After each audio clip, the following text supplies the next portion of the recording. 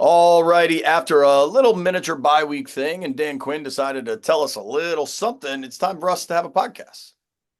What up, everybody? I'm JP Finley. It's Beltway Football, Monumental Sports Network. He's the big man, Mr. Mitch Tischler. And before we get anywhere, for timestamp guides, November 18th, 5:41 p.m. on Thursday, this week, 7 o'clock, 6:30. What time are we saying? 7 o'clock? 7 o'clock. 7 o'clock. 7 o'clock, MGM, National Harbor Sportsbook. We're going to be there. We're going to be hanging all night. We're going to record a show. You could be on TV. You could be on the pod. Mitch is buying beers for everybody. Be there. It's going to be a blast. I honestly think this is going to be a very, very fun night. I am prepared. I'm prepared to go, Mitch. I want you to know. I am full send on Thursday night. Oh boy, I like to hear that. And I guess I'm the one that offers everyone a beer at the end, so I'm buying beers Yeah. at the pod party. Yeah, you were unaware of that? I'm pretty sure it's Oh, you. all right. We'll have to get that sorted out, but I have my MGM card right here, ready to now we're go. talking. Now we're Loading talking. it up into the wallet. We're gonna be ready for an evening. Yeah, come at 7 o'clock. We're gonna tape the show. We're gonna get everything done before Thursday night football starts. We're gonna do a segment where we take your questions live. We'll take a live over under for the stuff for the Are we show going to from try there to get as well. Beasley on? Because I got to call him. I was gonna text him today. I was gonna discuss with you once we got done with the pod, but we can do it live on the pod. I think we should have bees on, Yeah, and we'll just have to call and text them, let them know that to be TV ready. I'll let him know. I can handle that. That much I can handle. Okay. If you're watching this on the YouTube, I'm wearing a suit. Big man looks far more comfortable, which I'm incredibly jealous of. I'm back at Channel 4 because we're back, baby. After Thursday night game and a couple days off, Dan Quinn spoke to the media today. Also, shout out to the Spirit. They're in the championship game. We're probably not going to cover a heck of a lot of the Spirit, but good for them, man. That's cool. Flags fly forever. Um, Real quick, shout out Ovi with the hat trick. It's sure. 5:42 on November 18th. I think I have the right time and date. Ovi had a hat trick last night. Hopefully he follows up with another one tonight. The Caps are rolling. 29 away, dude. 29 away. Unbelievable. All right. So Dan Quinn talked to the media today, and he opened his segment by saying Jayden Daniels is not hurt, which is interesting. It's certainly like a declaration of, hey, before you guys ask me 100 different ways if he's hurt, and that's why the offense is sputtering, that he's not hurt. He went on to explain that missing a bunch of practices for Jayden hurt the offense, and that's what they think has been the issue. And a bunch of people are going to try to become like internet doctors. I don't recommend that, but whatever, live your life. I think if you think about the injury happened against the Bears, so then the next week was the Giants, right? Do I have my dates right? Correct. Um, so we know he didn't practice at all that week. No, is that right? Was the injury against The injury was before. It was before Chicago. Chicago was the it was first the game that end of the Panthers game? correct. Yeah, okay. All right. So the injury happens to the Panthers. Going into the Chicago week, he didn't practice at all. Then he barely practiced against the Giants. Now he's getting some limited designations on there, which for everybody that's trying to figure this out and crack the code, the limited designation just means he did individual workouts.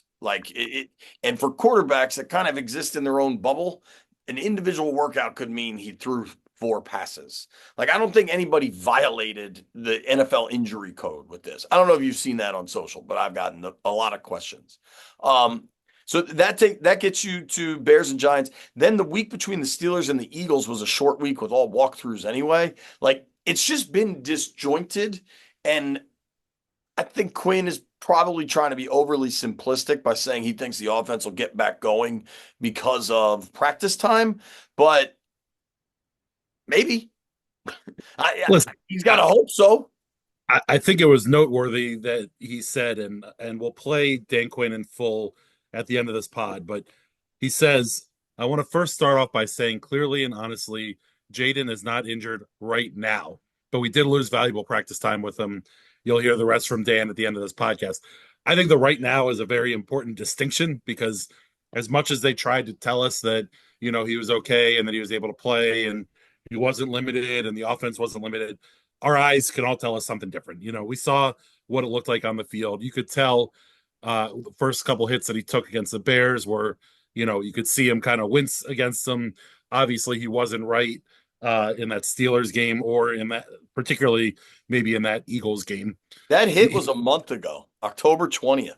Yeah, I mean that was 4 games, and you know, do I think an injured Jaden still gave them the best opportunity to win? Probably, but I guess that's kind of neither here nor there. Hopefully, these 10 days are enough to get him to a point where he's able to run the offense the way that we know that he can, and that Cliff and DQ aren't don't feel like they have to protect him, whether it's protecting him because they want to protect him or protecting him because they feel like they need to protect him from himself, which is something that Cliff Kingsbury kind of hinted at. I guess it was 2 weeks ago when we last spoke to him. So listen, these 10 days were important, and this is a big time stretch run. You have 2 very winnable football games before the bye week. And if you're able to get those, you're going to find yourself in, the pole position, at least as far as making the playoffs go, and being the top wild card. But, you might be able to find yourself back in the division hunt because the Eagles have a pretty tough schedule here coming up the rest of the way. Yeah, I want to get to kind of some schedule discussion to like the division discussions. Um, but let's they just lost to two of the best teams in the NFL statistically. Philly has the best defense, specifically two of the best defense in the NFL.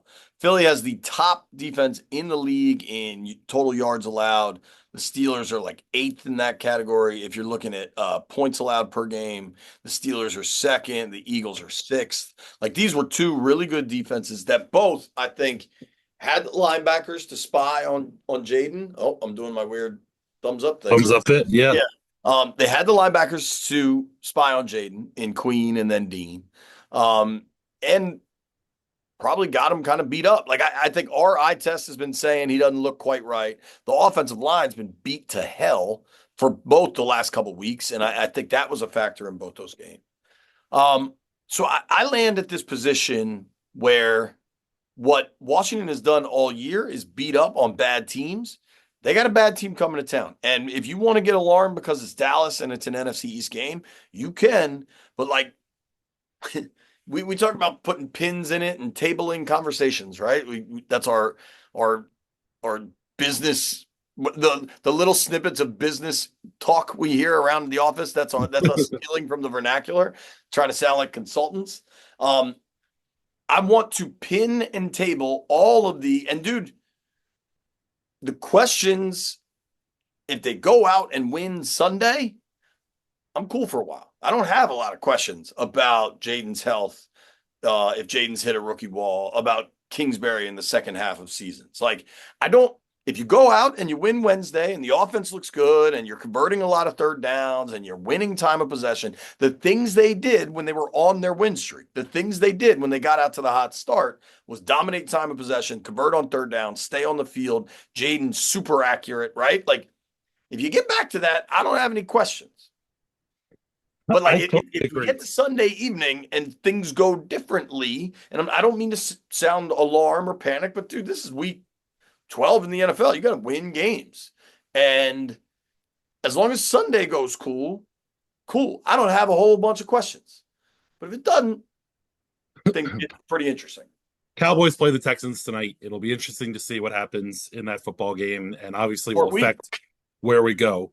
However, 3 of the last 4 Cowboys opponents have scored 30-plus points.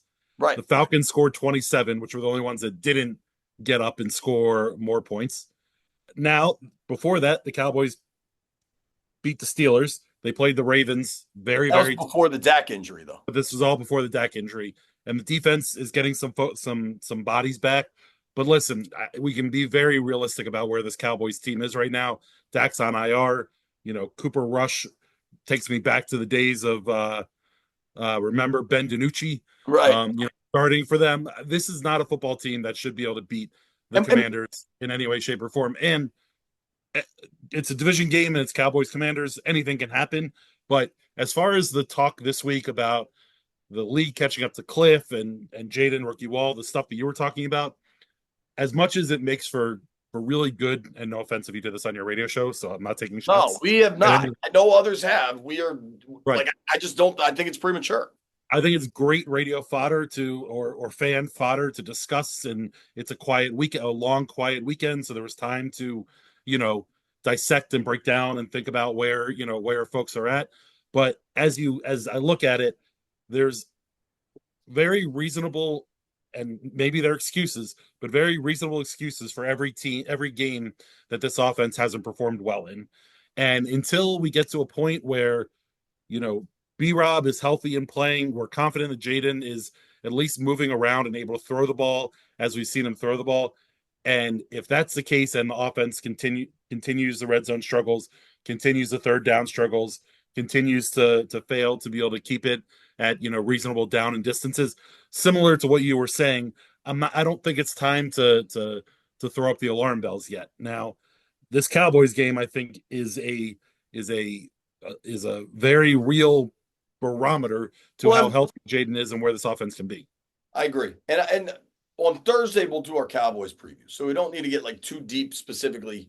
Dallas Right. second to last in every major defensive metric that matters, and they're in the company of the Jags and the Panthers. So just give you an idea of how that looks.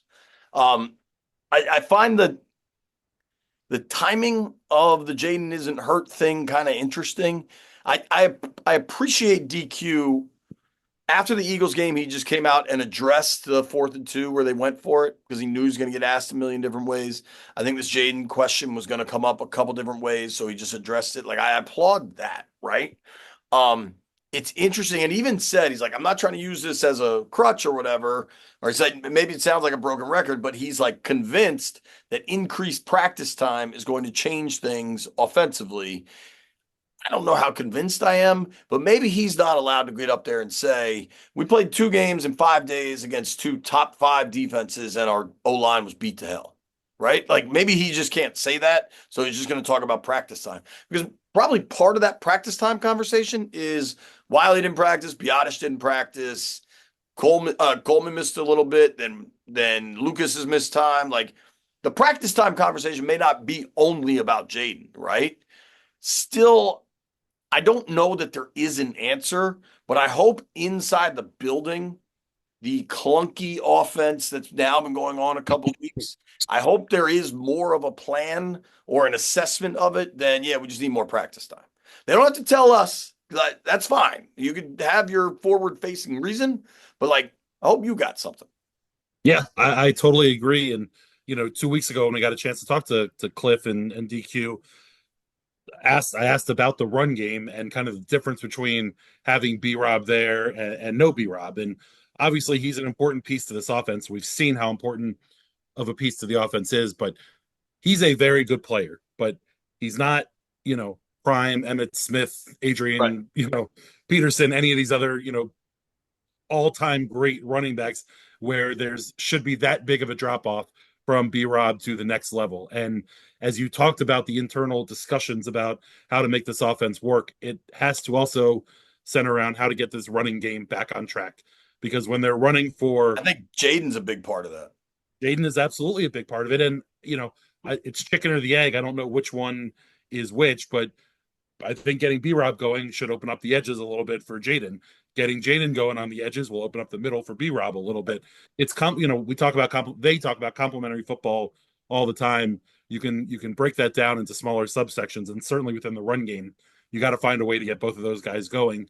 And if you're able to get the B Rob threat going on the ground, that opens up the pass game as well. So I just think it's all kind Think of about related how together. And effective that screen game was, and now it's like evaporated. right, it it's a t- it's Cliff Kingsbury's offense evolving as the season is going, but it's not evolving in a good direction at the moment. It's Now, deep. again, yeah, we can all go back to the Jayden injury, the O line injuries, the running back injuries. I Two think games all in these 5 days. are reasonable things to point out, and I think they're reasonable to point out now because come Sunday, there's no excuse that this team can't rack up a bunch of yards and points because it's a Cowboys defense that's shown a proclivity to giving up a lot of yards and points. My mom, of all people, texted me last Friday. So this is Friday morning. She's running through her post game thoughts. Brian Robinson is a difference maker. Saquon Barkley is a superstar. I think mom kind of nailed it on that one. Yeah. Um, All right. That's strong analysis. I um I asked DQ. So Lattimore hasn't played now. He's been here for 2 games, hasn't practiced yet. And Dan Quinn said, we're hopeful to get him practicing this week, maybe late in the week. And so I kind of just was like, hey man, have there been any surprises on that timeline since you acquired him?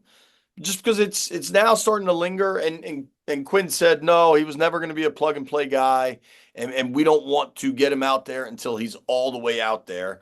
Both of those I agree with. I wonder if there was some hope it'd be further along than it is. Um, I'm not shocked by any of that. I don't think it's necessarily a big deal. Again, it doesn't make this a bad trade. You got 6 games left. I think even if you only get him after the bye and he's able to change your defense, although it was pretty stark that against Philly, they didn't lose by the pass. Samerstill was so good on AJ He Brown, was so good. but still, you want more corners. Um, I thought DQ today talking about the rookie wall was an interesting take on it. He talked about when he was first coaching, how when he got in the NFL, when he got to week 12, 13, 14, that bit he was exhausted because that was as much, coaching as he had ever done. And I think when you look at Jaden, the late bye week, I think as a whole for the team is not very good. And clearly with Jaden's injury, it would have been helpful if that happened potentially earlier in the season to give him a little more time to get back. But I do think having these 2 weeks, having 10 days to now, then you have 2 weeks of regular football and then another week off, can be a real launching point towards the yeah, playoffs and the end of the season. They're and going to like be the freshest a team. strong end of the season. Right. Like not They're going yeah, to be the freshest team that's going to be because of the late bye. They're going to be fresh later, and especially when they get to see the Eagles again and the Cowboys the second time. And you can look at it as a negative now because certainly I think it's impacted the way that the football team has gone the last couple of weeks, but it can be an advantage if they're able to take advantage of it as you look down the line. yeah. 3 games in 30 days, dude. I asked DQ about that like last week, maybe, and he said he's like, right now it's not, but when we get there, it'll be an advantage. So, um, the Lattimore thing, do you think they expected it to all take this long? I think if we're being honest, I bet they thought that he was going to be ready for Philly, or they were Hoped. maybe not expecting, hoping, Yeah. maybe we're optimistic that that was the case.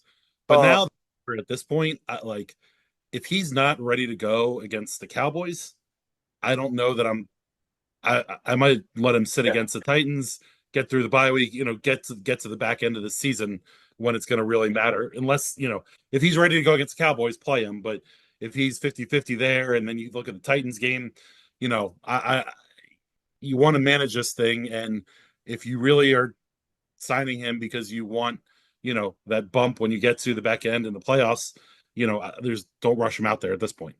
Yeah. Um, the division odds I think have gotten pretty interesting. The Eagles have always kind of been a little bit ahead, even when Washington was ahead in the division. The Eagles are now a pretty big favorite. Like I think Washington's down to plus 350, depending where you're shopping on winning the NFC East. Um, I think it's far too early to make that determination, considering Philly still has the Ravens and the Steelers, a game in DC. Washington's going to get this bye week. I keep repeating the sky isn't falling yet, and everybody's just got to chill out a little bit.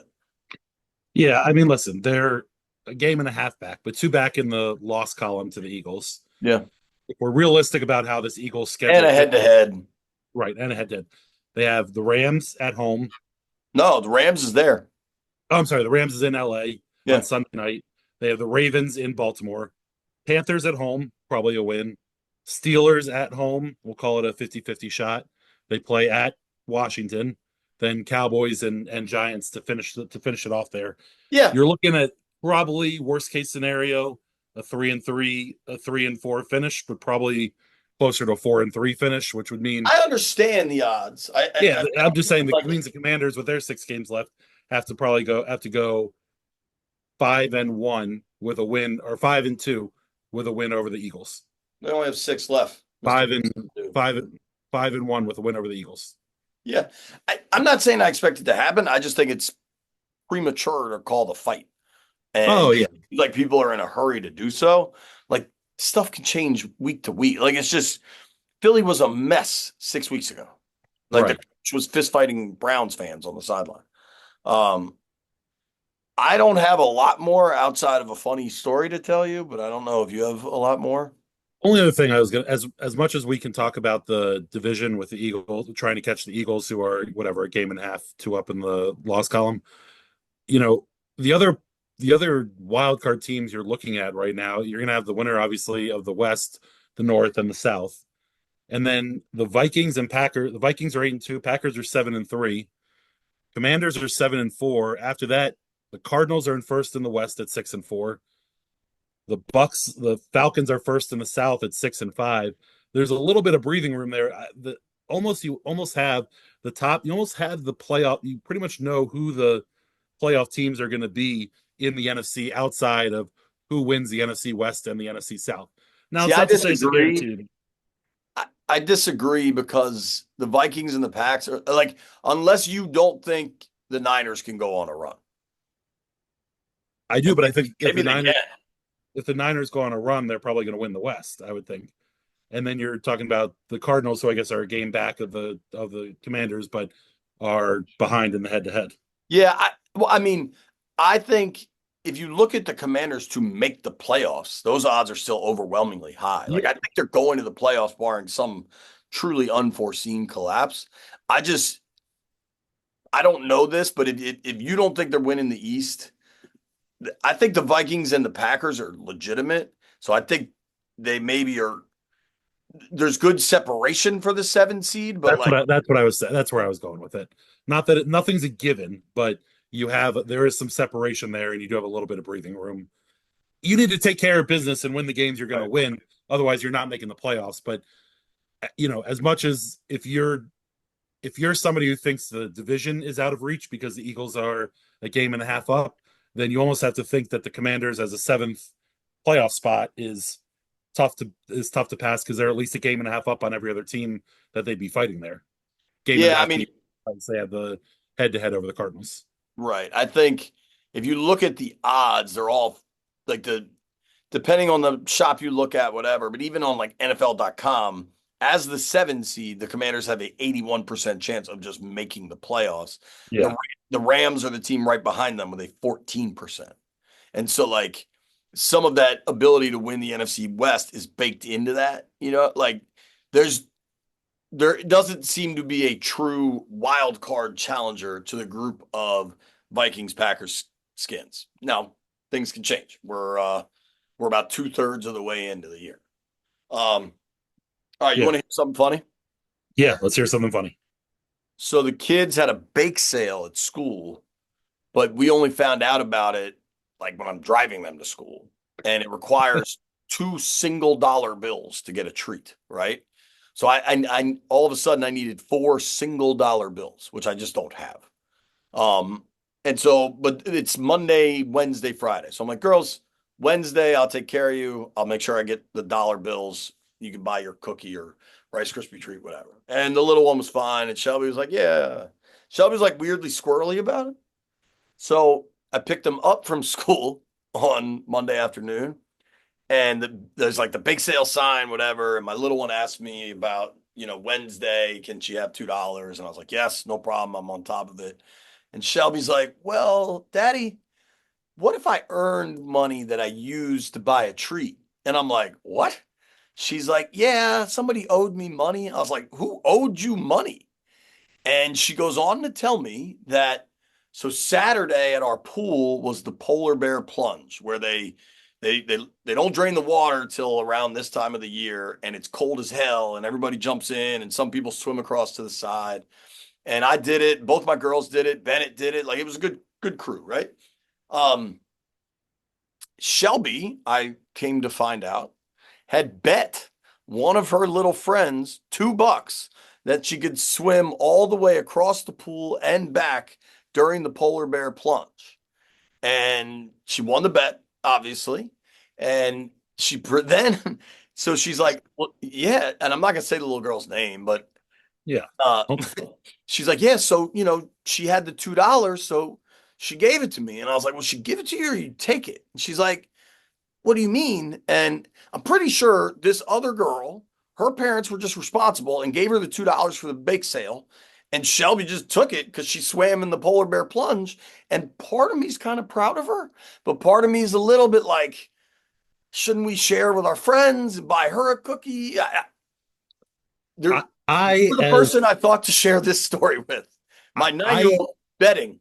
I think you should be proud of her internally, and externally, she probably gets a little slap on the hand for Yeah, I kind both of just turned that gambling over to and Lauren. I was like, yeah. "Hey, tell mommy about your betting enterprise in third grade."